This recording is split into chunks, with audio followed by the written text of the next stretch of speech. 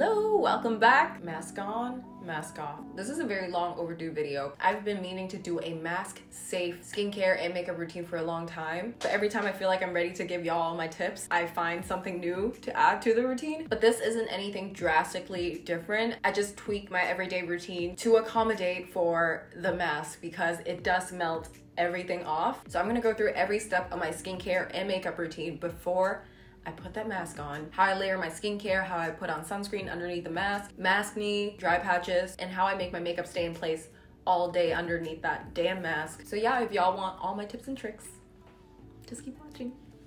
First, we're gonna start off with skincare, and a quick note, this video is sponsored by COSRX. They're one of my favorite Korean skincare brands. They have very affordable items, and if you're looking into exploring Korean skincare, I definitely think y'all should check it out. First, we're gonna start off with cleansing, which is important for any skincare routine, but especially if you're gonna wear masks later on, to make sure you have a very clean face before you start doing your skincare. This is the Naturium Niacinamide Jelly Cleanser. I like to lather it in my palms first before doing circular motions to cleanse my face. Next, I'm using the Sacheu Beauty stainless steel beauty roller, and I just do this every morning whether I'm wearing a mask or not, but it's also really great for calming any type of inflammation on your skin, including maskne.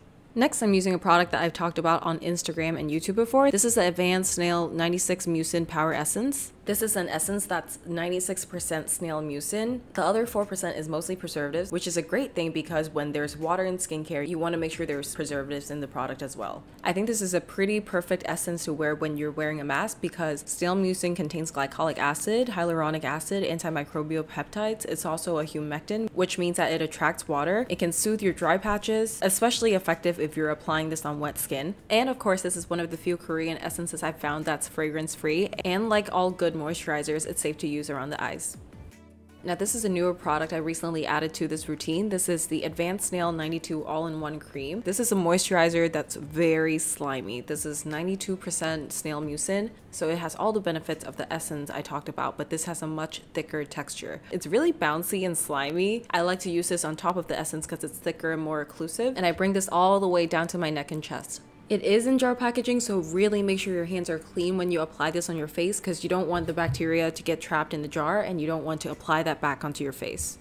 Next, I'm using the Black Girl Sunscreen Kids version in SPF 50, and this is one of my all-time favorite sunscreens. I'm using Tiara's 2-finger rule, which means using 2 fingers worth of sunscreen for your face, neck, and ears. I've seen people ask if you should still wear sunscreen if you're already wearing a face mask, and I always err on the side of caution, and I still wear sunscreen, but there are certain masks that has a UPF rating of over 50, which I'll talk about later. Next, let's talk pimple patches, and they're such a godsend if you ever suffer from acne or specifically maskne. I really like the ones from COSRX because there are a lot of pimple patches, aka tiny patches made from hydrocolloid material that contains alcohol or aggressive acne medication, whereas these are just patches, so if you have any type of sensitivities, you can still use them. The Acne Pimple Master Patch is a little bit thicker. I would recommend using that if you're sleeping, but for today, if you're going out and you're planning on wearing makeup, I would recommend the Clear Fit Master Patch because it's a lot thinner and it looks almost invisible. You can still see it if you look closely, but I've just been so hooked on pimple patches lately because it protects your pimples from being physically irritated from bacteria, and it creates the perfect environment for it to start healing. It can draw out the head from your pimple. It also prevents post-acne scarring. So it's just altogether a really good way of dealing with acne.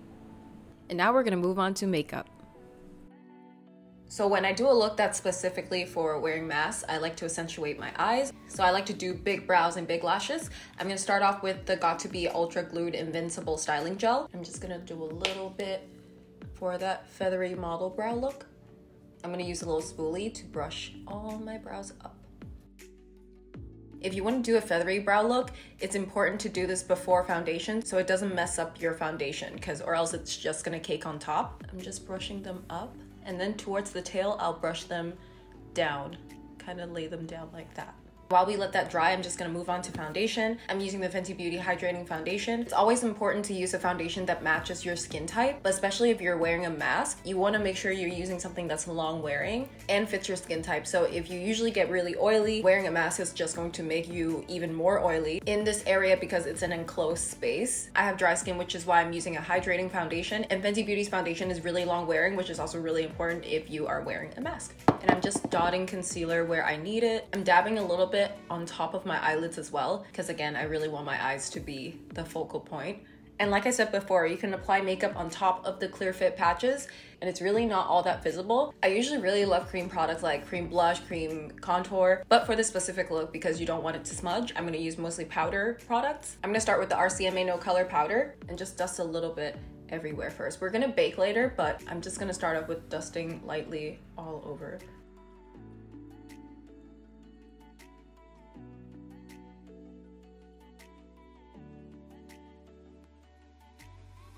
For contour and highlight, I'm going to use the Charlotte Tilbury Film Star Bronze and Glow. I'm starting off with the sculpting powder.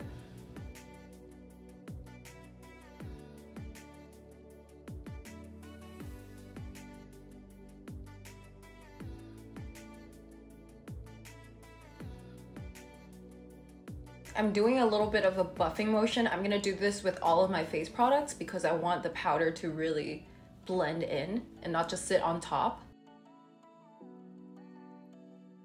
Next, I'm gonna go in with a highlight shade and just put this right on my cheekbones.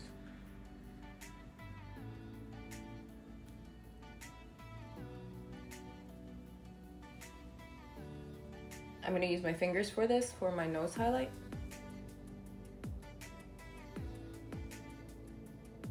For cheeks, I'm gonna do the Dior Backstage Rosy Glow. This is one of my favorite blushes of all time. So I'm just going to buff this into my cheek. And I'm blending this in with the contour all the way up that.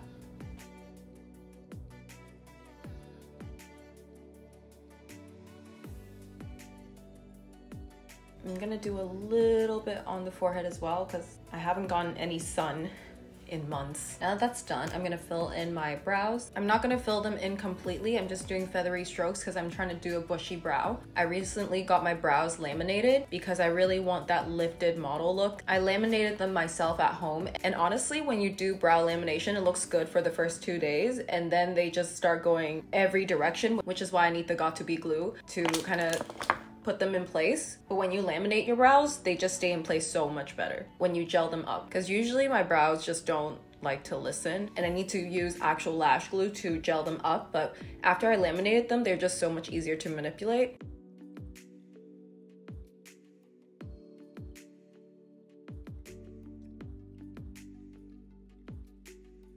So like I said, I really want my eyes to pop, so I'm going to use the Pimple Essence. I actually did a whole video on how to make Asian lashes stay up, but this is basically the secret weapon. You can also wear falsies if you want, but this is kind of like my everyday mask makeup routine, and I don't wear lashes every day, so this is just what I do. So while I let that dry, I'm going to use the Rare Beauty Perfect Strokes liquid liner in the outer corner of my eye. Pull this line out.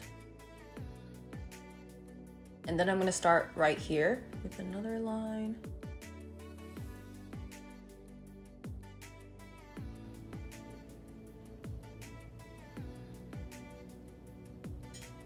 And then I'm going to lay this liquid liner flat and tight line right here.